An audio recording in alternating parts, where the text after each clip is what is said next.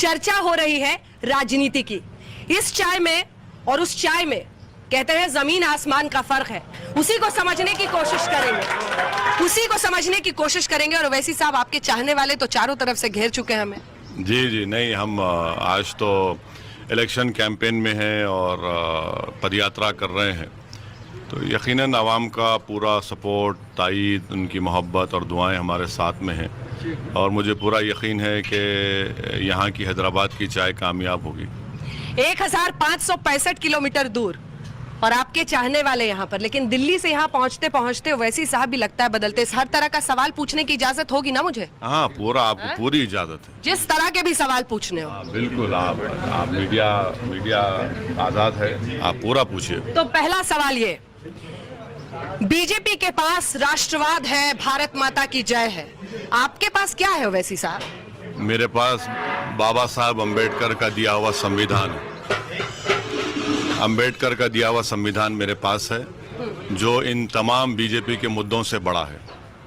सभी मुद्दों से बड़ा है? हाँ, संविधान जिसके पास होगा वही सबसे बड़ी ताकत उसके पास होगी। और इसीलिए मैं जब संविधान की बात करता हूं तो संघ परिवार, बीजेपी के पास इसका कोई जवाब ही नहीं होता। लेकिन जब आप भाषण देते हैं यहाँ पर शाम में, तब तो आप संविधान की बात नहीं करते सर, तब तो बीफ बिरयानी आ जाती है। नहीं, संविधान के दायरे में रहकर, मॉडल कोड ऑफ कंडक्ट के दायरे में रहकर, क्योंकि आपको याद होगा कि जब 2014 के चुनाव हो रहे थे, उस वक्त नरेंद्र मोदी इलेक्शन कैंपेन में कह रहे थे कि पाकिस्तान के लोग आए थे, हमने उनको बिरयानी खिलाई। तो उन्हीं का जुमला मैं उनको याद दिलाया हूं। और बाद में जब उनके बीजेपी के लोगों ने इतराज़ किया कि वो बिरयानी नहीं खाते, तो मैंने कहा ठीक है, अब ढोकला खा के सो गए होंगे।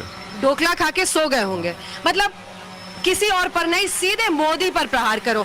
मतलब वो इसलिए क्योंकि वैसी साहब, आपको पता है कि ये लोग क्या सुनना चाहते हैं। नहीं, ये लोग तो हमारी बात पिछले 60 साल से सुन रहे हैं, और क्योंकि हमारी बात को ये समझ चुके हैं, हम ये चाह रहे हैं कि जो लोग हमारी बात को नहीं समझे हैं उनको हम समझाने की कोशिश कर रहे हैं कि ये जो खेल बीजेपी खेल रही है और बार बार अपनी